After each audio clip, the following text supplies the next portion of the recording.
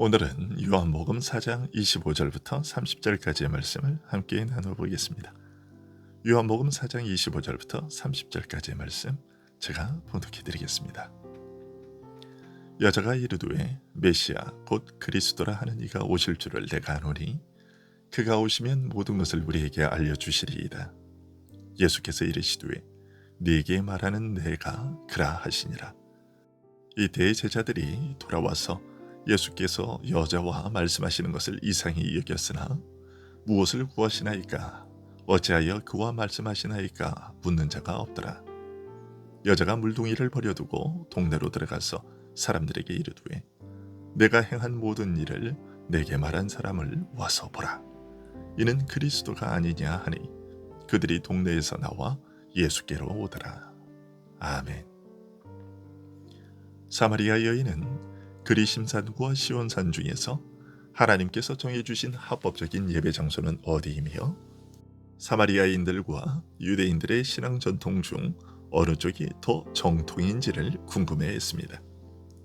그런 여인에게 예수님께서는 하나님께 예배드릴 유일한 합법적인 장소, 곧 하나님께 나아가 섬길 거룩한 성전은 그리심산도 아니요 시온산도 아니라고 하셨습니다.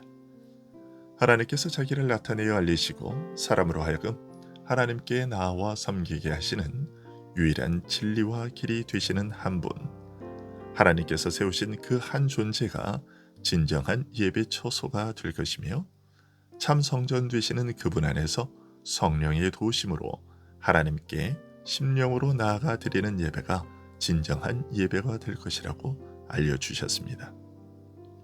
이 말씀을 들은 사마리아 여인은 메시아 곧 그리스도라 하는 이가 오실 줄을 내가 아노니 그가 오시면 모든 것을 우리에게 알려주시리이다 라고 대답했습니다.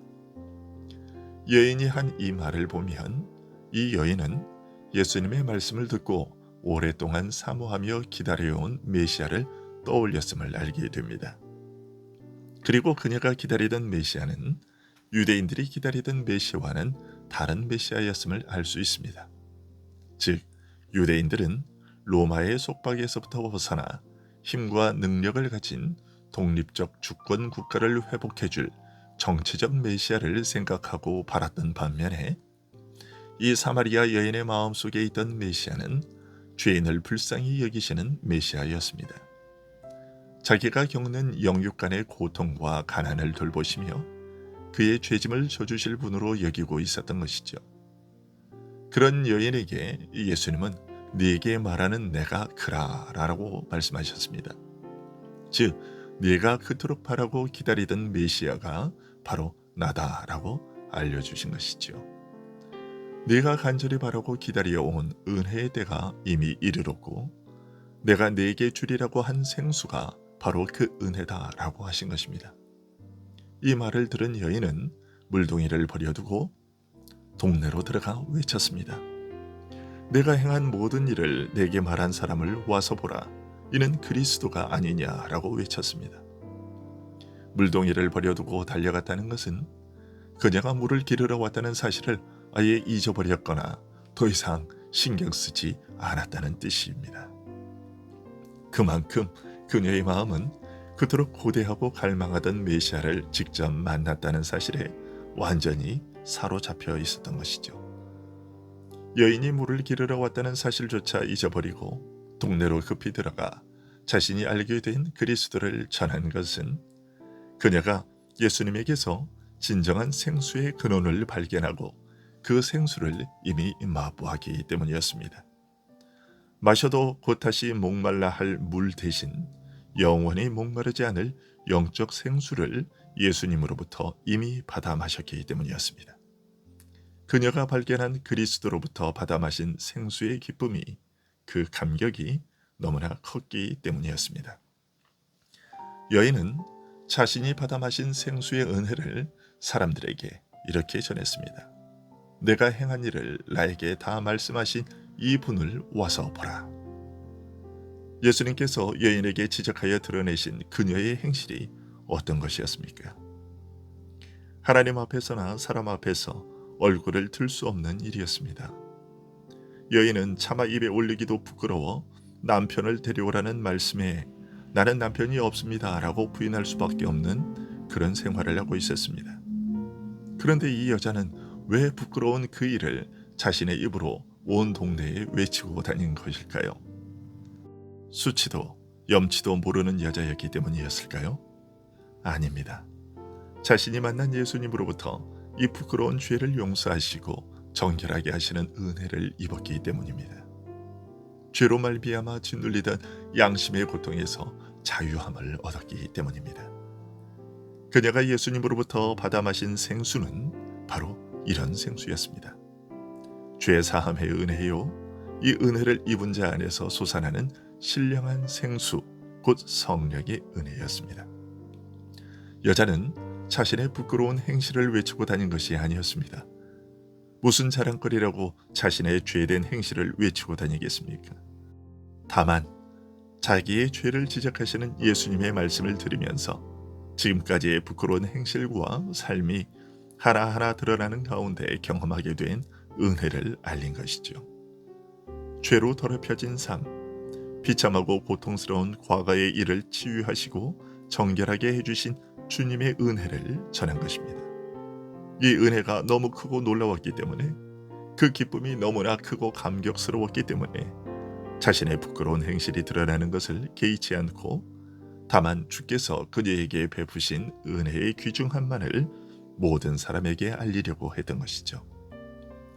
그녀가 입은 것과 같은 은혜를 필요로 하는 사람들에게 간절한 마음으로 전해주고자 했던 것입니다.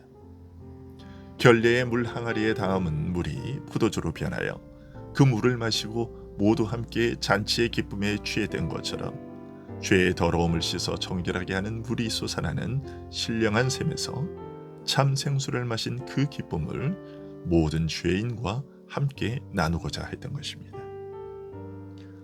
한편 예수님께서 이 여인과 말씀하실 때 먹을 것을 사러 동네로 갔던 제자들이 다시 돌아왔습니다. 그런데 오늘 본문은 제자들이 돌아와서 예수님이 여인과 말씀하시는 것을 이상히 여기기는 하면서도 무엇을 구하시는지, 왜 여인과 말씀을 나누시는지에 대해서는 묻지 않았다고 전하고 있습니다. 그것은 제자들이 예수님을 보면서 도대체 무엇을 얻으시겠다고, 무슨 목적으로 여인과 더불어 말씀을 나누시는다는 말인가, 여자하고 말해서 무슨 얻을 것이 있을 것이라고 기대하시는 것인가 라고 생각했다는 뜻입니다. 이것은 여자를 무시하는 당시 사람들의 관행을 여과 없이 드러낸 것이죠. 하지만 예수님께서는 여인들을 무시하신 적이 없으십니다. 오히려 남자들에게 여자를 귀중히 여기라고 하셨죠. 그리고 예수님께서 귀하게 여기신 여인들에게서 오히려 참으로 아름답고 귀한 일들이 일어났습니다.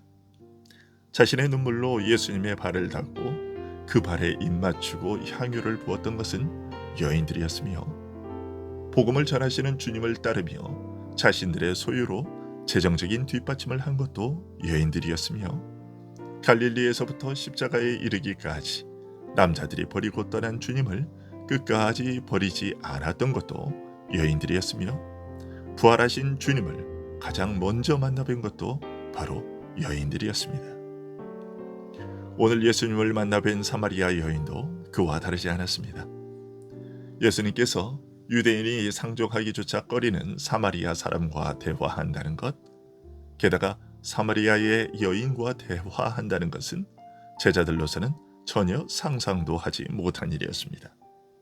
차마 입으로 꺼내지 못했을 뿐이지 마음속으로는 여자, 그것도 사마리아 여자와 대화해서 얻을 것이 무엇이 있다고 말을 섞는 것인가 하고 생각했던 것입니다.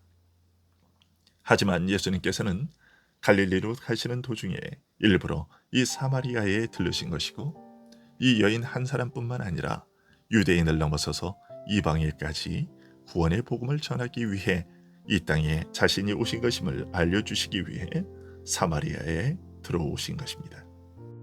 그리고 여러 가지 면에서 복음과 가장 거리가 먼 사람에게, 그것도 여자에게 가장 먼저 복음을 전해주신 이유는 하나님 나라는 유대인이든지 사마리아인이든지 이방인이든지 또는 남자나 여자든지 상관없이 모든 사람들에게 열려있는 나라라는 사실을 알려주기 위해서였습니다. 자신이 이 땅에 오신 것은 사마리아 여인처럼 이스라엘의 복된 약속에서 제외된 자들과 지금까지 천시받아온 여자들에게, 곧 이들처럼 억눌리고 짓밟혀 온 자들, 무엇보다 죄에 의해 짓눌리고 고통받는 자들에게 천국 복음은 열려 있으며 그 복음을 전하기 위해 예수님 자신이 오셨다는 것을 알려주시기 위해서였습니다. 오늘도 우리는 이와 같은 주님의 방문을 통해 생수를 넣고 영원한 기쁨을 누리는 삶을 살게 되었습니다. 기도하겠습니다.